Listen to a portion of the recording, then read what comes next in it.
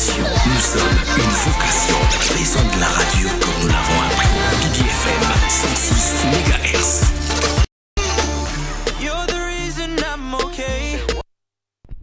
Voilà, bonsoir amis sportifs, bonsoir amoureux du football, bonsoir vraiment ceux qui sont en train de fêter, hein, ceux qui adorent vraiment ce ballon rond. Et voilà, donc je disais tantôt revenir après la victoire de la France, je disais tantôt revenir après la première équipe qualifiée en huitième de finale, la France. Et oui, donc les Français disent toujours que jamais 203, mais les Danois n'ont pas pu battre pour la troisième fois en 2022 cette équipe française, cette équipe éliminée par les Danois en Ligue fort de la Ligue des Nations, et puis la France qui vraiment en train de titre en 2022. Donc bravo à cette équipe française. On a essayé un peu de parler quelques failles de cette équipe au niveau de la défense. Après avoir manqué le premier match, Raphaël Varane était de retour, mais il n'était pas à 100%. Et du côté droit de cette équipe, du côté de le latéral droit, Jules Koundé, qui a essayé un peu de compenser, mais il n'a pas pu. Jules Koundé, il a remplacé Pavard, qui a fait des bourdes pendant le premier match contre l'Australie. Donc, déjà une faute du côté de Didier Deschamps, qui est parti avec dans cette Coupe du Monde sans Jonathan Clauss, le latéral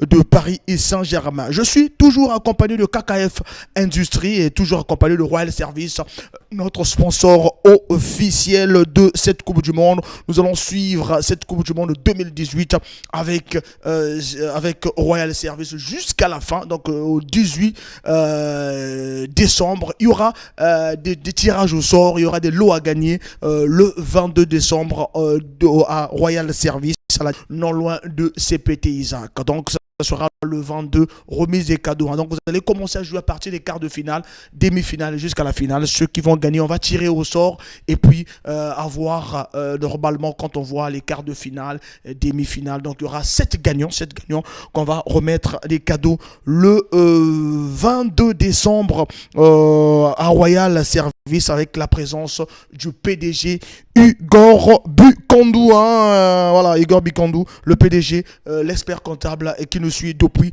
l'Afrique du Sud. Alors, donc vraiment, revenons au match, le match du jour.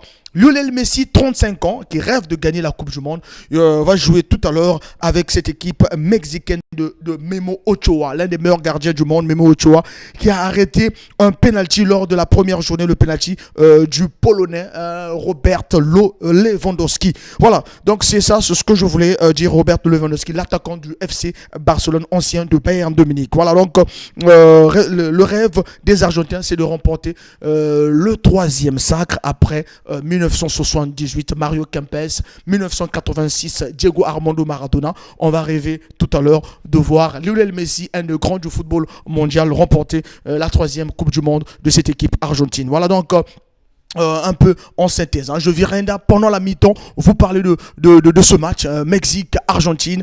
Il y a beaucoup de stars du côté de cette équipe argentine, donc qu'on va avoir évoluer tout à l'heure.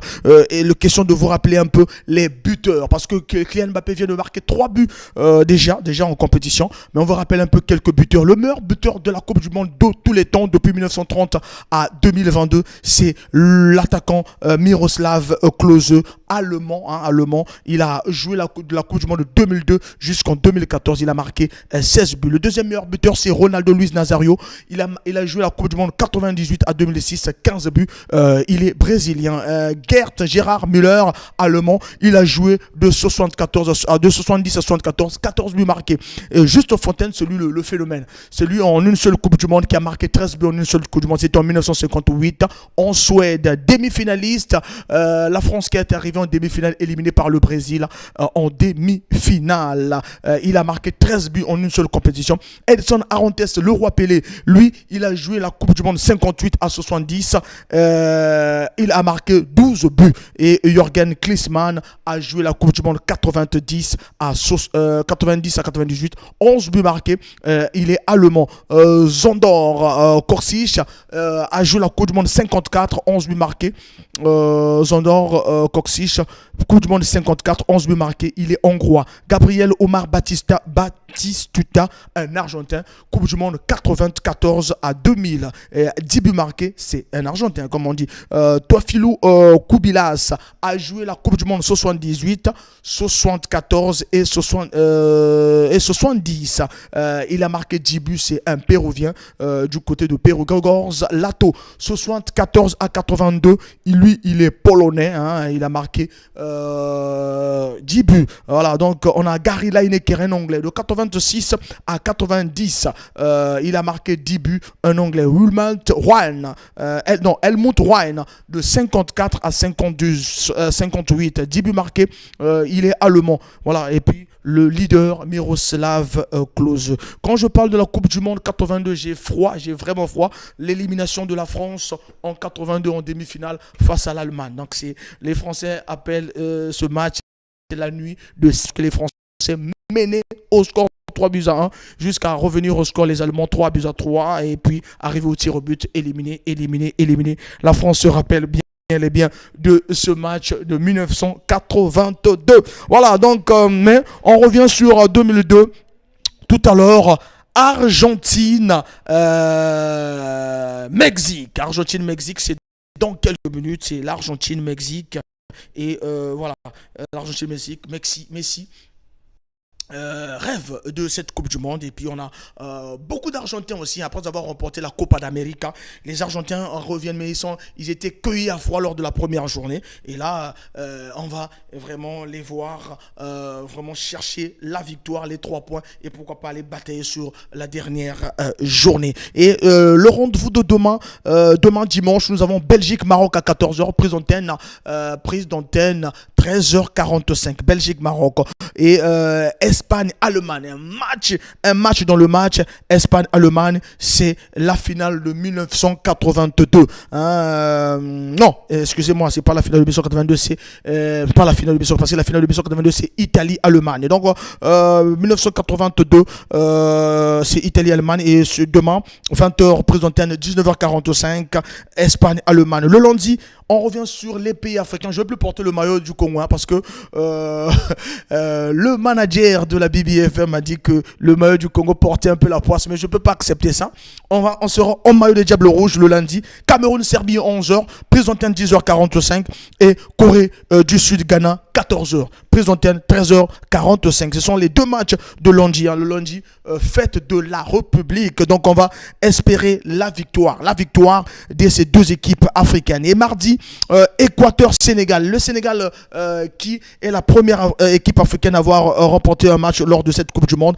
Donc on va voir Équateur et Sénégal, qui est carrément la finale de ce pool pour peut-être prétendre se qualifier au 8e de finale. Donc mardi 29 novembre, Équateur-Sénégal 16h, prise d'antenne 15h45, et Pays de Galles, Angleterre, c'est à 20h. Mercredi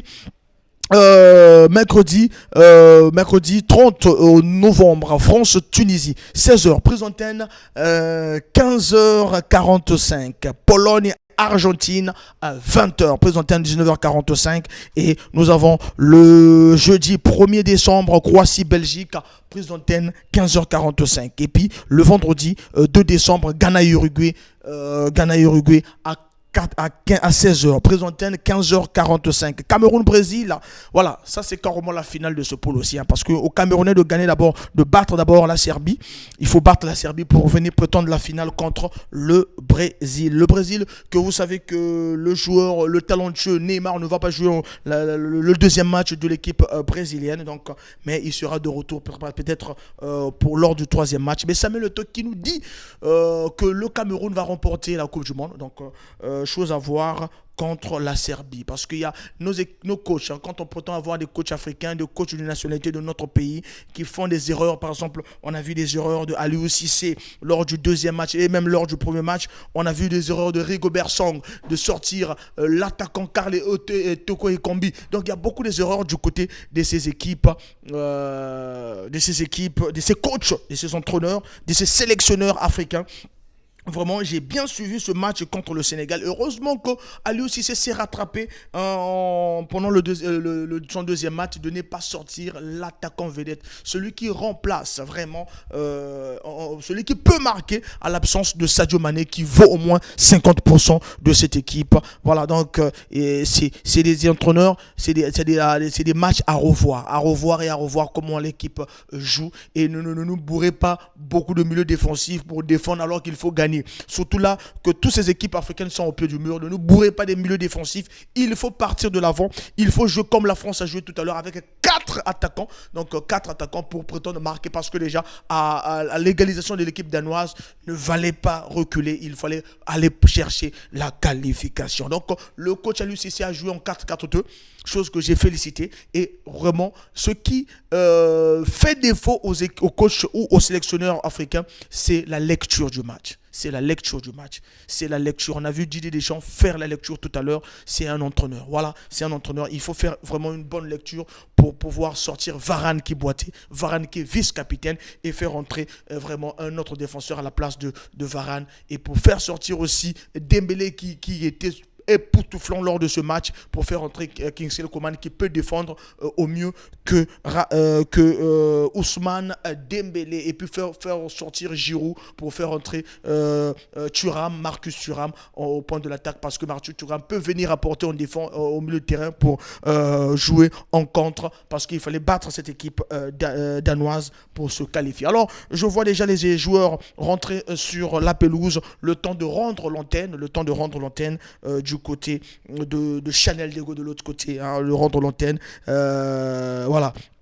Le temps de rendre l'antenne pour permettre à tous les chauffeurs de taxi, aux chauffeurs de bus de nous suivre. Nous allons vous ramener le résultat de la première période et disséquer la première période et en plus revenir toujours avec des bonnes synthèses. Et puis là, ne soyez pas déçus parce que je suis seul, mais la semaine prochaine, on aura des consultants maison qui viendront vraiment en parler. Et puis on demande aussi à ceux qui veulent vraiment vendre leurs produits, venez dans ce joli plateau de la BBFM. La radio qui fait vivre, la radio vraiment qui est là pour vous et pour vous informer, le parfum de l'information objective. Je rends l'antenne à Chanel de l'autre côté pour le plaisir des auditeurs. Nous sommes une génération, nous sommes une vocation. Faisons de la radio comme nous l'avons appris. BBFM 106 MHz.